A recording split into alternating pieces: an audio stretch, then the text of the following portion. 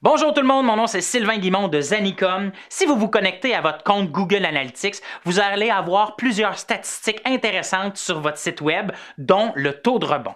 On va voir ensemble qu'est-ce que ça signifie le taux de rebond.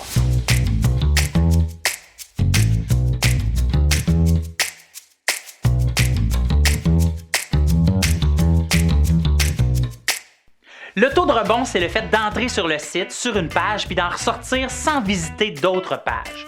Au fond, le taux de rebond, c'est quand on entre, on sort. On entre, on sort. On entre, on sort. On doit s'en soucier s'il est élevé. S'il est bas, c'est bon signe. C'est un indicateur pour connaître le taux d'engagement de vos visiteurs. Ça peut aussi indiquer un problème sur votre site ou tout simplement que votre site est désuet et que l'image mériterait d'être refaite. Tu sais, repimpée un peu. Ce qui peut impacter votre taux de rebond, c'est les bloqueurs de publicité, les sites qui chargent trop lentement ou peut-être même une mauvaise configuration de votre site. Il ne faut pas confondre le taux de rebond avec le taux de sortie.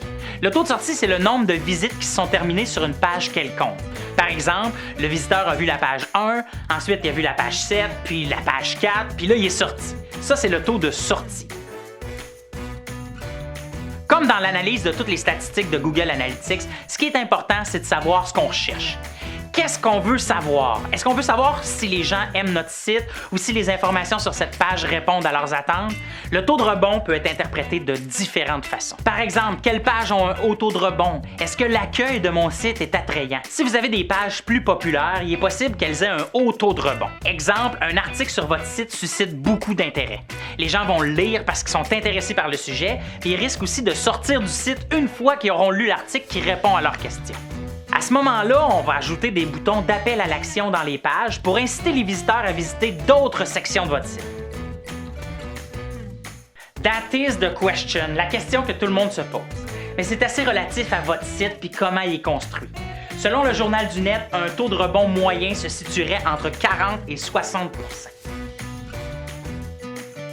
Le contenu de votre site doit être en lien avec ce que vous voulez livrer comme information à vos clients. Donnez aux gens ce qu'ils veulent voir ou lire. Améliorez la version mobile de votre site. Améliorez l'image de votre site ou même sa vitesse. Ça va vous aider. Si vous avez besoin d'un coup de main pour analyser vos statistiques dans Google Analytics, on peut vous aider. Si vous avez besoin d'améliorer l'image de votre site, on peut vous aider. Si vous avez besoin d'aide pour construire un chalet, non, on peut pas vous aider. Merci d'avoir été là et on se revoit pour une prochaine capsule.